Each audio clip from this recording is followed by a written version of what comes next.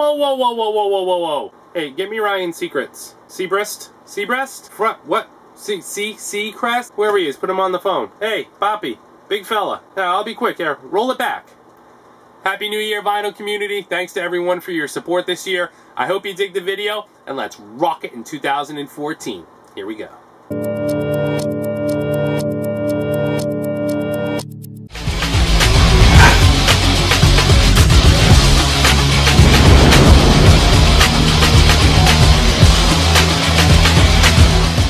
A sip to 2013, and a cheers to 2014.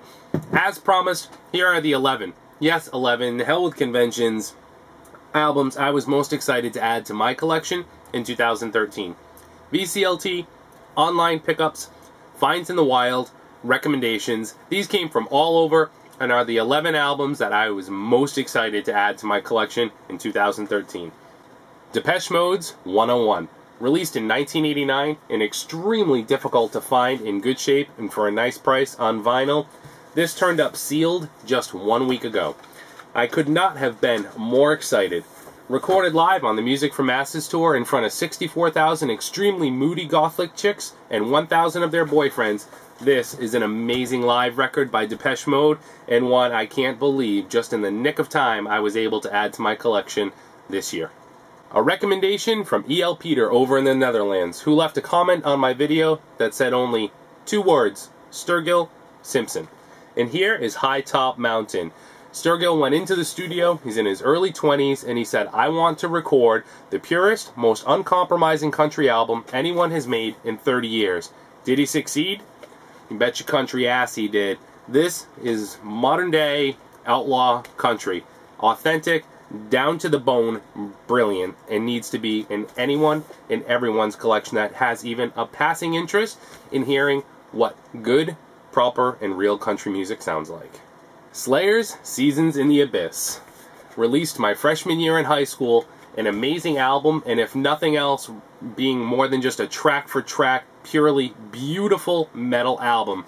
An album that I've waited to hold in my hands on vinyl for over 15 years. Being reissued now separately from the rest of the box set, this is the album where Slayer slowed it down, found some melody, but still threw in enough bone-crunching heavy metal to shatter your skeleton. This one is pretty open and invites you right in, and once you're in, you'll never get out. Marillion's Misplaced Childhood, an amazing mid-80s prog rock epic. Often referred to as a poor man's Genesis, not fair. They do sound pretty similar to them. However, honestly, in this period, at this time frame, Marillion is honestly the better band. An emotional epic, hard rocking, definitely some prog elements, but I don't want you to think, yes, Pink Floyd, that kind of stuff. It's really a little less prog and a little more rock. This is proof positive that it's never too late to get into a band. You can pick up anything at any time, 30 years too late, and really enjoy it. Gil, King's drummer, thanks for getting me into Marillion. It's now going strong. A Grail, a Grail, a Grail. Pink Floyd's The Division Bell on vinyl. An authentic early release for the princely sum of $10 in the wild. I could not have been more stunned. Thumbing through the bins, when I saw it, I was sure there was another zero after the 10. It would be $100, and I would again walk out of a store without owning an authentic early release of The Division Bell. Proof positive that Roger Waters was not the only driving force behind Pink Floyd. As a matter of fact, I'd argue with you every day of the week it was David Gilmour. Take Motorhead, AC/DC, Black Sabbath, the Scorpions, and a stack of Marshall amps, throw them all in a blender, churn it up, and you're going to get Mammoth Mammoth. This is Volume 3, Hell's Likely. Very, very hard to come by, and one I would not have in my collection if it weren't for the generosity of VC member Dark Side of the Zoom. David, thank you very much, sir. This album has seen no mercy from me, and has spent more time on the turntable than almost any other this year. Recorded at a time where there was nothing shy of tumultuous inner turmoil in the band, Rush's Vapor Trails is one that has been begging to be remixed and reissued for a decade. Far subpar Rush product from a band that is known for releasing nothing shy of the best. This is a rare example where tinkering with what is already a classic amongst fans leads to something even better. Every song sounds new, every song sounds full of life, and it's full of tones that I just never knew existed before. Until now, this has been one of those albums that's been $250 to $300 to own on vinyl, and for something that doesn't even sound good, which is just insane. VCLT from Garner over at the Garage Rock Truck Stop. Here is Painter from 1973. A group of 6 hippie, long-haired Canadians get together and lay down an unbelievable set of phenomenal early 70s hard rock. The stuff that dreams are made of. This is an amazing and obscure record.